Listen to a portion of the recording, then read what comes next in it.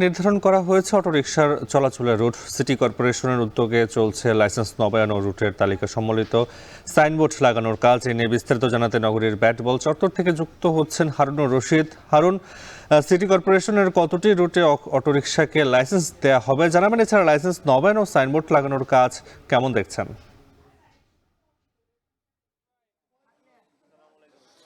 নাফি, ময়মনসিংহ শহরের একটি অন্যতম সমস্যা যানজট, এবং এই যানজটের কারণে শহরবাসী কিন্তু দীর্ঘদিন যাবতই নাকাল, এবং বিভিন্ন ধরনের পরীক্ষা নিরীক্ষা চলছে এই নগরীর যানজট নিরসন করার জন্য।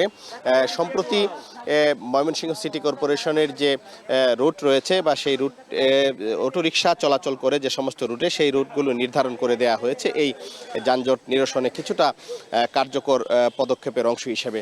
এখানে মোট 6টি রুট নির্ধারণ করে দেওয়া হয়েছে, যে 6টি রুটেই নির্ধারিত রুটের যে সমস্ত অটোরিকশা রয়েছে সেই অটোরিকশা কিন্তু চলতে পারবে।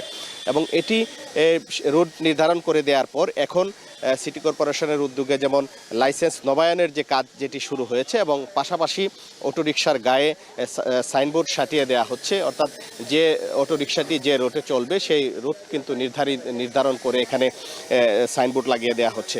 এবং পাশাপাশি এখানে যে লাইসেন্স নবায়ন করা হচ্ছে, সেই লাইসেন্স নবায়নের যে নাম্বার প্লেট, সেই নাম্বার প্লেটগুলো কিন্তু অটোরিকশাতে লাগিয়ে দেওয়া হচ্ছে।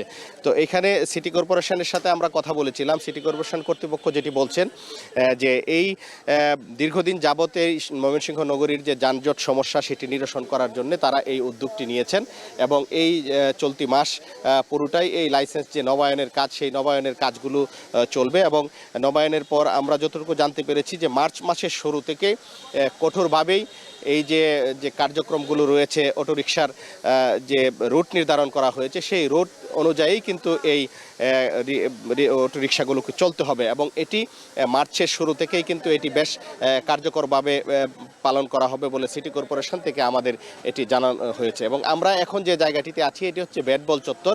এই ব্যাট-বল চত্বরেই কিন্তু প্রতিদিন 230টি অটোরিকশার লাইসেন্স নবায়নের যে কার্যক্রম সেটি করা হয়। পাশাপাশি যে রুট রয়েছে সেই রুট অনুযায়ী কিন্তু তাদেরকে যে সাইনবোর্ড, সেই সাইনবোর্ড লাগিয়ে দেওয়া হয়েছে।